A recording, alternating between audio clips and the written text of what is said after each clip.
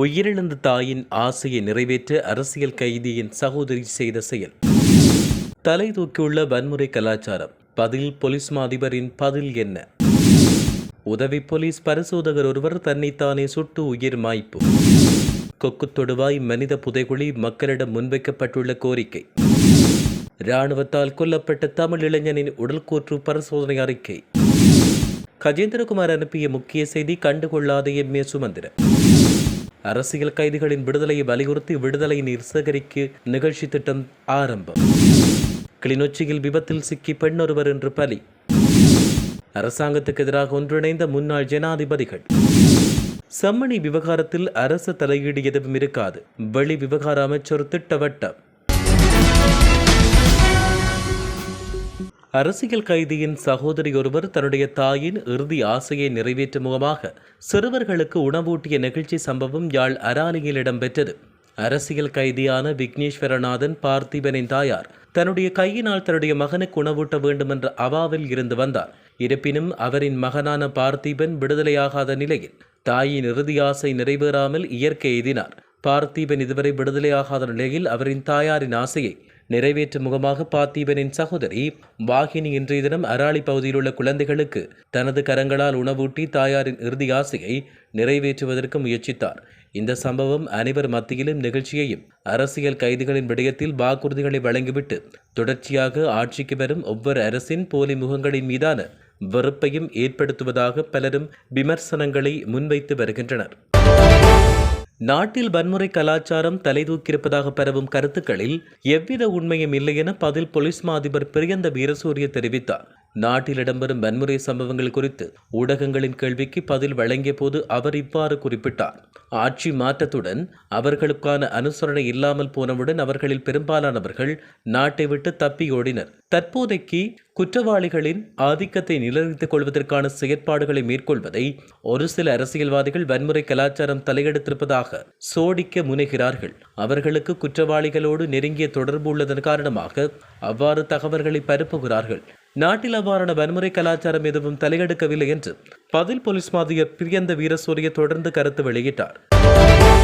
உதவி போலீஸ் பரிசோதகர் ஒருவர் தன்னைத்தானே சுட்டு உயிர் மாய்த்துள்ளார். வீரகுல போலீஸ் நிலையத்தில் கடமை புரியும் உதவி போலீஸ் பரிசோதகரே இவ்வாறு உயிரிழந்தார். தன்னுடைய சேவை துப்பாக்கியால் தன்னைத்தானே சுட்டு உயிர் மாய்த்து கொண்டுள்ளதாக போலீஸ் ஊடக பேச்சாளர் தெரிவித்தார்.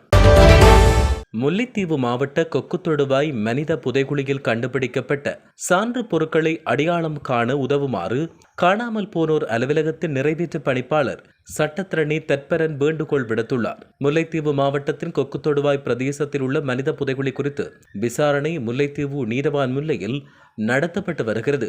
முதற்கட்ட தொல்பொருள் பகுப்பாய்வுகள் இந்த புதைகுழி 1994-96 காலகட்டத்தைச் சேர்ந்ததாக இருக்கலாம் என்று கூறுகிறது.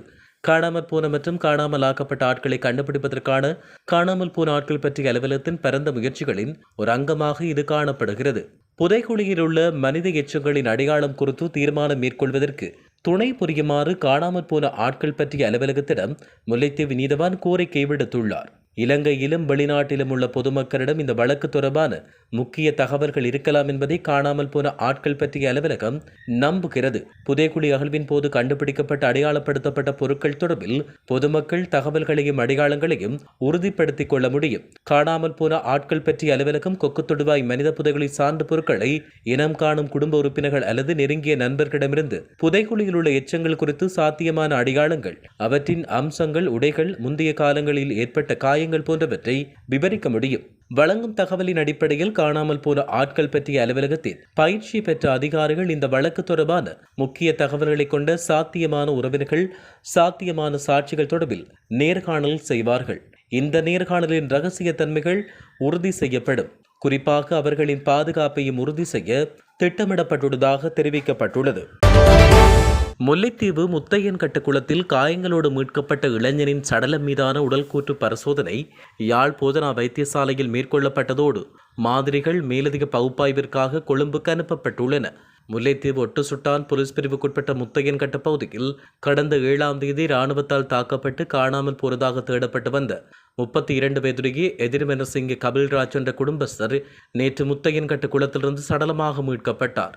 நீதவானின் முன்னிலையில் சடலம் குளத்திலிருந்து மீட்கப்பட்டதோடு தடயவியல் போலீசாரால் தடயவியல் பரிசோதனை மேற்கொள்ளப்பட்டதைத் தொடர்ந்து சடலம் உடல்கூற்று பரிசோதனைகளுக்காக யாழ் போதனா வைத்தியசாலைக்கு கொண்டு செல்லப்பட்டது.